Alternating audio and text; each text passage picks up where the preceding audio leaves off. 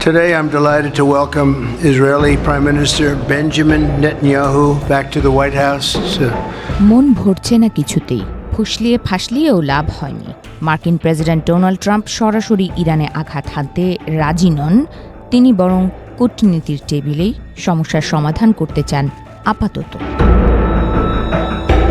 তবে ইসরায়েল নাখোশ, তারা চায় ইরানকে সর্বহারা করতে।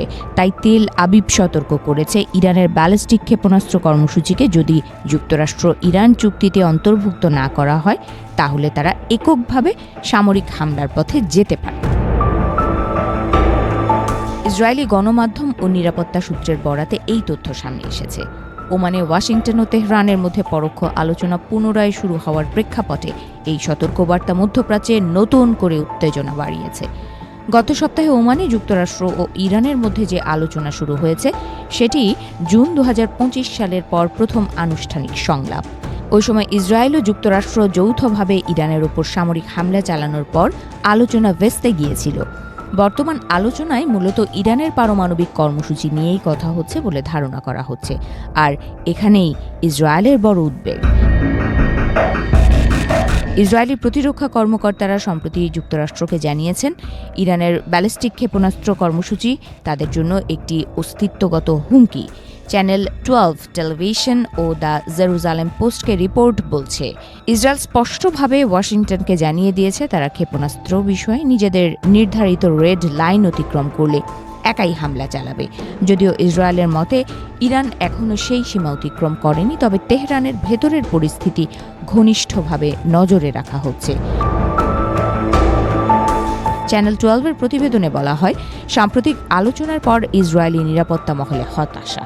তেল আবিবের আশঙ্কা, সম্ভাব্য কোনো চুক্তিতে তাদের চাওয়া শর্তগুলো থাকবে না। ইসরায়েলের মূল্যায়ন অনুযায়ী ইরান আলোচনার মাধ্যমে সময় ক্ষেপণ করতে চাইছে, যাতে ইসরায়েল ও যুক্তরাষ্ট্রের সামরিক পদক্ষেপের পরিসর সীমিত রাখা যায়। ইসরায়েলি সামরিক কর্মকর্তারা যুক্তরাষ্ট্রের কাছে ইরানের ক্ষেপণাস্ত্র সক্ষমতা দুর্বল করার সম্ভাব্য অপারেশনাল পরিকল্পনাও তুলে ধরেছেন। এর মধ্যে রয়েছে ক্ষেপণাস্ত্র উৎপাদন কেন্দ্র ও সংশ্লিষ্ট অবকাঠামোতে নির্দিষ্ট হামলার ধারণা। এক জ্যেষ্ঠ প্রতিরক্ষা কর্মকর্তা এই মুহূর্তে ইরানের ক্ষেপণাস্ত্র কর্মসূচির ওপর বড় আঘাত হানার জন্য একটি ঐতিহাসিক সুযোগ বলে মন্তব্য করেছেন। এদিকে যুক্তরাষ্ট্র মধ্যপ্রাচ্যে তাদের সামরিক উপস্থিতি জোরদার করার দ্বিতীয় ধাপে প্রবেশ করেছে। চ্যানেল 12 জানায়, আগামী 2 থেকে 3 সপ্তাহের মধ্যে পরিকল্পিত সব মার্কিন বাহিনী অঞ্চলে মোতায়েন সম্পন্ন হবে।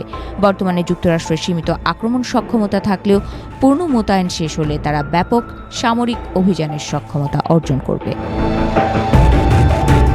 প্রতিবেদন অনুযায়ী গত 24 ঘণ্টায় মার্কিন সেনারা ইরান, তুর্কমেনিস্তান সীমান্ত এবং আর্মেনিয়ায় বিমানপথে মোতায়েন করেছে। মধ্যপ্রাচ্যের প্রায় 20টি মার্কিন ঘাঁটিতে থার্ড ও প্যাট্রিয়ট আকাশ প্রতিরক্ষা ব্যবস্থা বসানো হয়েছে।